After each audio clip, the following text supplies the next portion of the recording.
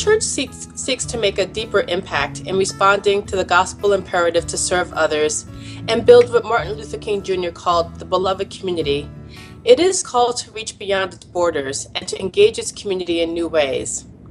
There was a time when community simply meant the boundaries of a parish, geography being the primary definer of a community for churches.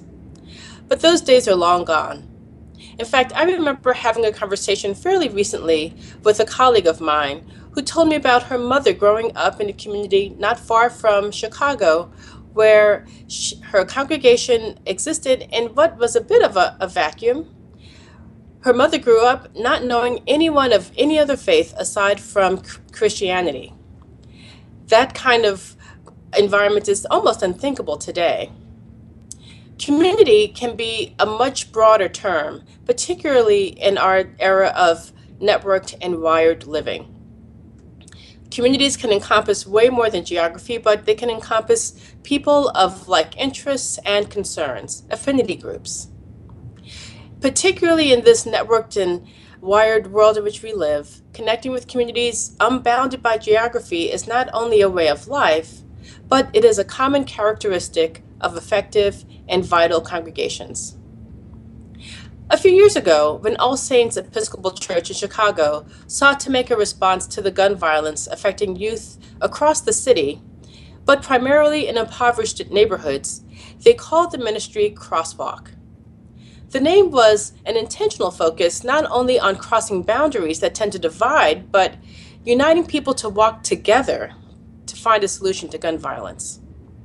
Crosswalk would have to include not only Episcopalians, but other Christians and members of Jewish and Muslim communities as well.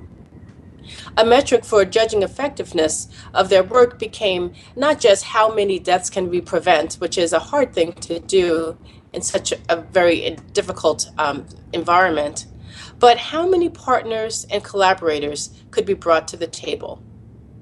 In fact, over and over again, it has been understanding that this ministry can only exist with partnerships that has become a hallmark of its work. Indeed, other communities have found this to be true. In the wake of other shootings at schools across our country, I've noted that whenever an Episcopalian is speaking out about gun violence issues, they are never alone, but they are often pictured with leaders from the Jewish and Muslim communities as well. We need these partnerships to do effective gospel work. That's a real big picture way of looking at it, of course, but I think even at a smaller scale, with the kind of work we do most every day to change the dynamics of poverty and homelessness and hunger in our communities, we find that we cannot do it alone, but we must do it with effective partnerships.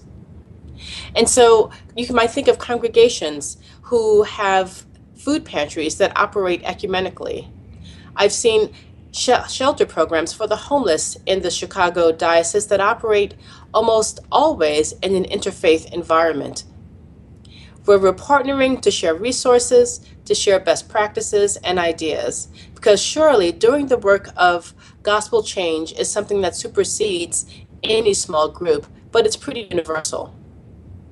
I've also noticed another dynamic, that there's a desire to staff particularly in this way that encourages community partnerships.